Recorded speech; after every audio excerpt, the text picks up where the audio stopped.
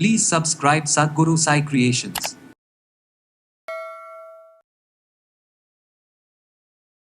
நிறைய பேர் சொல்லுவாங்க நீர் சுருக்கம் இருக்கு, யூரின் போனாலே அதிகமான அடிவயிற்று வலி இருக்குன்னுலாம் சொல்லுவாங்க. இது சரியாகிறதுக்கு நம்ம என்ன பண்ணணும்? அடிவயிற்று வலியோ இல்லை கீழ் முதுகு வலியோ இருக்கும்போது நம்ம எந்த மாதிரியான வழிமுறைகளை நம்ம ஃபாலோ பண்ணணுன்றது ரொம்ப முக்கியம். இதுக்கு பேசிக்காக உடலுக்கு குளிர்ச்சி தரக்கூடிய உணவுகளை நம்ம சாப்பிடணும். முதுகு பகுதியில் கொஞ்சம் கொஞ்சமாக நமக்கு அந்த வலி குறைய ஆரம்பிக்கும்.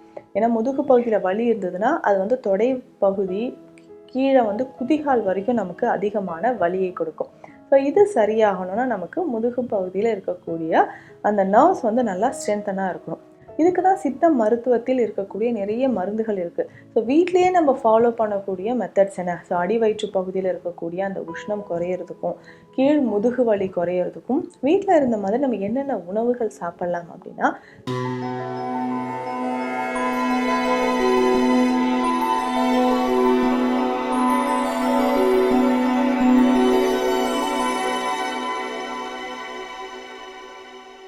சத்குரு சாய் கிரியேஷன் வியூவர்ஸ் அனைவருக்கும் வணக்கம். நான் டாக்டர் நித்யா, சித்தா ஃபிசிஷியன்.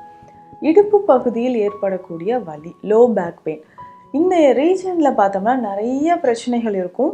கொஞ்சம் ரொம்ப காம்ப்ளிகேட்டடான ஒரு ஏரியா அப்படின்னு நம்ம சொல்லலாம்.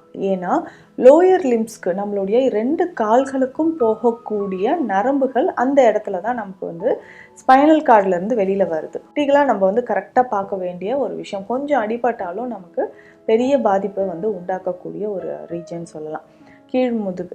அதுக்கப்புறம் இந்த நரம்புகளில் ஏதாவது பாதிப்புகள் இருந்துச்சுன்னா 2 கால்கள்லேயும் நமக்கு பாதிப்புகள் ஏற்படுது. அதே மாதிரி தான் நம்ம ரொம்ப நேரம் உட்கார்ந்துக்கிட்டே இருந்தாலும் நம்ம கீழ் முதுகில் ஒரு வலி ஏற்படும். இது வால் எலும்பு வலி அப்படின்னு சொல்லுவோம். டெயில் போனில் வரக்கூடிய பிரச்சனை. நம்மளுடைய வெர்டிப்ரால முதுகுத்தண்டு வடத்தில் கீழே இருக்கக்கூடிய காக்சிஸ் போனில் சின்னதாக இருக்கக்கூடிய ட்ரையாங்கிள் ஷேப்பில் இருக்கக்கூடிய ஒரு சின்ன போன் தான். நம்ம உட்கார்ந்துட்டே ரொம்ப நேரம் இருந்தோம்னா உடலோட மேல் உடலோட மொத்த எடையுமே அங்கே லோட் ஆகும்போது அதிகமான வலி நமக்கு கொடுக்குது. அதே மாதிரி தான் நம்ம உடலில் உஷ்ணம் ஏற்படும் போது அதிகமான பாதிப்புக்கும் உள்ளாகக்கூடிய ஒரு இடம் அப்படின்னு சொல்லலாம். ஏன்னா இது மூலாதார சக்கரம் அந்த இடத்துல இருக்கிறதுனால நம்ம உடலுக்கே ஆதாரமாக இருக்கக்கூடியது மூலாதார சக்கரம். இப்போ இந்த இடத்துல அதிகமான உஷ்ணம் ஏற்படும் போது அதிகம் பாதிப்புகளை உண்டாக்குது. ஏன்னா ஆண்களுக்கும் சரி பெண்களுக்கும் சரி இந்த கைனகாலஜிக்கல் ரிலேட்டடாக வரக்கூடிய ப்ராப்ளம்ஸ், பெண்களுக்கு யூட்ரஸ் ரிலேட்டடாக வரக்கூடிய ப்ராப்ளமாக இருக்கட்டும், யூரினரி ட்ராக்டில் வரக்கூடிய பிரச்சனைகள், சிறுநீர் போகக்கூடிய இடத்துல இல்லை ஆசனவாய் பகுதியில் வரக்கூடிய பிரச்சனைகள், இந்த மாதிரி எல்லா பிரச்சனையுமே நமக்கு ஏற்படுதுன்னா அந்த லோ பேக்கில் இருக்கக்கூடிய உறுப்புகளில் பாதிப்பு ஏற்படும் பொழுதோ இல்லை அதிகமான உஷ்ணம் ஏற்படும் பொழுதோ நமக்கு வரக்கூடியது தான். இதில் பார்த்தோம்னா ஆண்களுக்கு பொதுவாக இந்த ப்ரோஸ்டேட் கிளாண்ட் என்லார்ஜ்மெண்ட் அப்படின்ற ஒரு பிரச்சனை இருக்கும். அதாவது முதுகு பகுதிக்கு முன்னாடி நம்மளுடைய யூரினரி பிளாடருக்கு, நெக் ஆஃப் தி பிளாடர் அப்படின்னு சொல்லுவோம். யூரினரி பிளாடருக்கு கீழே அப்படியே கழுத்துக்கு ஒட்டின மாதிரியே இந்த ப்ரோஸ்டேட் கிளாண்ட் அமைஞ்சிருக்கும். இதில் வீக்கம் இருந்தாலோ இன்ஃப்ளமேஷன் இருந்தாலோ அதிகமான பாதிப்பை நமக்கு ஏற்படுத்துது. ஸோ இந்த மாதிரி இடுப்பு பகுதியில் இருக்கக்கூடிய அந்த பெல்விக் கிரிட் அப்படின்னு சொல்லுவோம். அதற்குள்ளே இருக்கக்கூடிய உறுப்புகளும் சரி, அங்கே இருக்கக்கூடிய நரம்புகள், மசில்ஸ், லிகமெண்ட்ஸ், இது எல்லாமே ரொம்ப ரொம்ப முக்கியமானது. உடலோட மொத்த இயக்கத்திற்குமே அங்கே இருக்கக்கூடிய உறுப்புகள் ரொம்ப முக்கியம். ஸோ அந்த இடத்த நம்ம மூலாதார சக்கரம், மூலாதார சூடு இல்லாமல் நம்ம எப்படி இருக்கலாம்? இப்போ கொஞ்சம் கொஞ்சமாக நமக்கு சம்மர் ஸ்டார்ட் ஆகும்பொழுது என்னென்ன வழிமுறைகள் நம்ம ஃபாலோ பண்ணலாம்? நிறைய பேர் சொல்லுவாங்க நீர் சுருக்கம் இருக்குது, யூரின் போனாலே அதிகமான அடிவயிற்று வலி இருக்குன்னுலாம் சொல்லுவாங்க. இது சரியாகிறதுக்கு நம்ம என்ன பண்ணணும்? அடிவயிற்று வலியோ இல்லை கீழ் முதுகு வலியோ இருக்கும்போது நம்ம எந்த மாதிரியான வழிமுறைகளை நம்ம ஃபாலோ பண்ணணுன்றது ரொம்ப முக்கியம். இதுக்கு பேசிக்காக உடலுக்கு குளிர்ச்சி தரக்கூடிய உணவுகளை நம்ம சாப்பிடணும். இந்த குளிர்ச்சி தரக்கூடிய பொருட்கள் அப்படின்னு சொன்னால் ரொம்ப சில்லுன்னு ஐஸ் வாட்டர் குடிக்கிறதோ இல்லை கூல்ட்ரிங்க்ஸ் குடிக்கிறது அந்த மாதிரி இல்லை. நேச்சுரலாகவே நம்ம உடலுக்கு குளிர்ச்சி தரக்கூடிய பொருட்கள். இதுக்கு முக்கியமாக பார்த்தோம்னா வெட்டிவேர் தைலம் நமக்கு பயன்படும். வெட்டிவேர் தைலம் அப்படின்னு சொல்லும்போது இந்த குளிர்காலங்கள்லையும் சரி, நம்மளுடைய உடல் உஷ்ணத்தை தணிக்கவும் சரி, நம்ம என்ன பண்ணுறோன்னா இந்த வெட்டிவேரை பயன்படுத்தும். வெட்டிவேரை பொறுத்த வரைக்கும் இன்டர்னலாக, அதாவது உள் மருந்தாகவும் சரி வெளிப்பிரயோகமாகவும் சரி இதை நம்ம பயன்படுத்தலாம். ஸோ இந்த வெட்டி வேரை நம்ம தைலமாக காய்ச்சோ இல்லை வெட்டி வேறு தைலம் அப்படின்னா சித்த மருந்தகங்கள் இருக்கும், அதை நம்ம வாங்கிட்டு வந்து யூஸ் பண்ணலாம். ஸோ அடி வயிற்று பகுதியில் நல்லா அப்ளை பண்ணும்போது அதனால் வரக்கூடிய உஷ்ணம் நமக்கு குறைய ஆரம்பிக்குது. இதுவே பேக் பெயின் இருக்குங்க, முதுகு தண்டுவடத்தில் கீழ் முதுகு வலி இருக்குது, நமக்கு அந்த இடத்துல டிஸ்க் பல்ஜ் இருக்குது. நிறைய பேர் சொல்லுவாங்க L4 L5ல பிரச்சனை இருக்குங்க, நமக்கு சேக்ரம் போன் பாதிப்பு ஏற்பட்டிருக்கு, ஸோ அதிகமான நர்வ் கம்ப்ரெஷன் தெரியுது. இந்த மாதிரியான பிரச்சனைகள் இருந்தாலும் அதற்கு ஏற்ற தைல வகைகளை நம்ம பயன்படுத்தும்போது முதுகு பகுதியில் கொஞ்சம் கொஞ்சமாக நமக்கு வந்து அந்த வலி குறைய ஆரம்பிக்கும். ஏன்னா முதுகு பகுதியில் வலி இருந்ததுன்னா அது வந்து தொடை பகுதி கீழே வந்து குதிகால் வரைக்கும் நமக்கு அதிகமான வலியை கொடுக்கும்.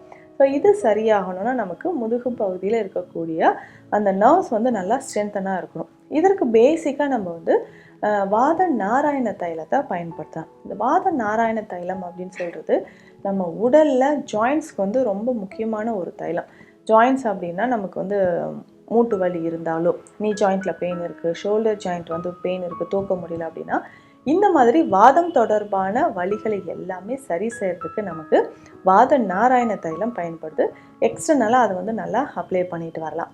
அதுக்கப்புறம் இந்த மூலாதாரத்தில் இருக்கக்கூடிய அதிகப்படியான உஷ்ணம், இதோட சிம்டம்ஸ் எப்படி இருக்குன்னா கண்ணெரிச்சல், அதிகமான முடி உதிர்தல் பிரச்சனை இருக்கும், சரியாக மோஷன் போக முடியாது, மலச்சிக்கல் தொந்தரவும் இருக்கும், இல்லைன்னா ஆசனவாய் பகுதியில் எரிச்சலோ பைல்ஸ் ஃபிஸ்டுலா மாதிரியான பிரச்சனைகளோ ஏற்படுது.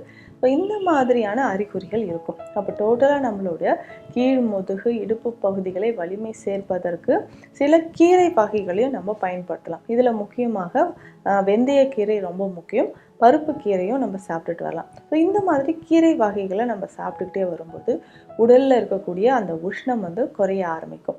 இதுக்கு தான் சித்த மருத்துவத்தில் இருக்கக்கூடிய நிறைய மருந்துகள் இருக்குது. ஸோ வீட்டிலேயே நம்ம ஃபாலோ பண்ணக்கூடிய மெத்தட்ஸ் என்ன? ஸோ அடி வயிற்று பகுதியில் இருக்கக்கூடிய அந்த உஷ்ணம் குறையிறதுக்கும் கீழ் முதுகு வலி குறையிறதுக்கும் வீட்டில் இருந்த மாதிரி நம்ம என்னென்ன உணவுகள் சாப்பிட்லாம் அப்படின்னா, கருப்பு உளுந்து முளை கட்டி சாப்பிட்லாம். கருப்பு உளுந்தோட கருப்பு எள்ளு அதை பயன்படுத்தும் போதும் நமக்கு இடுப்பு வலியோ உடலில் அதிகமான உஷ்ணமோ கீழ் வயிற்று பகுதியில் இருக்கக்கூடிய அந்த தசைகள் வலிமை இல்லாமல் இருந்தாலோ இதை நம்ம சாப்பிட்டுக்கலாம். அப்போ இடுப்பு பகுதி முழுவதுக்குமே நமக்கு வலிமையாக இருக்கணும் அப்படின்னா நமக்கு இந்த கருப்பு உளுந்து பயன்படுது. முளை கட்டிய கருப்பு உளுந்து, முளை கட்டிய கருப்பு எள்ளு, இது ரெண்டுமே ஒரு நாளைக்கு ஒரு 4 ஸ்பூன் அளவுக்கு தேங்காய் துருவல் சேர்த்தோ இல்லை கொஞ்சமாக வெல்லம் சேர்த்து நம்ம சாப்பிட்டுட்டு வரும்போது, ஏலக்காய் பொடி வெல்லமெல்லாம் சேர்த்து சாப்பிடும்போது உடலில் இருக்கக்கூடிய அதிகமான உஷ்ணம் குறையும். முக்கியமாக இந்த டெயில்போன் பெயின் சொன்ன கீழ் முதுகு வலி நிறைய பேருக்கு இருக்குன்னு சொன்னேன், அந்த முதுகு வலிக்கும் குறையிறதுக்கும் அந்த மசில்ஸ் அண்ட் ஸ்ட்ரென்தன் ஆகிறதுக்கும் நமக்கு இந்த கருப்பு உளுந்து பயன்படுது. இதே மாதிரி தான் நம்ம சித்த மருத்துவத்தில் பயன்படுத்தக்கூடிய நிறைய மருந்துகள் இருக்குது.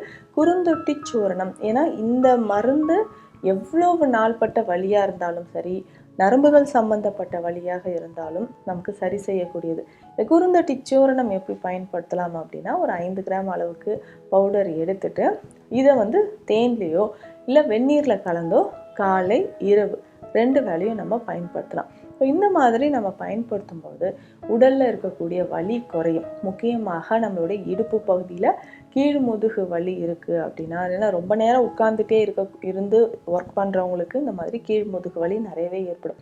இது சரியாகிறதுக்கு நான் சொன்ன மாதிரி இந்த டயட் பேட்டர்ன், அதாவது உளுந்து கருப்பு எள்ளு முளைக்கட்டி சாப்பிட்டு பாருங்கள். நிச்சயமாக அந்த கீழ் முதுகு வலி இல்லை அடிவயிற்று பகுதியில் இருக்கக்கூடிய வலிகள் கொஞ்சம் கொஞ்சமாக மறையும். ஸோ இந்த பதிவு உங்களுக்கு பயனுள்ளதாக இருக்கும்னு நம்புகிறேன். மீண்டும் அடுத்த பதிவில் சந்திக்கலாம். நன்றி.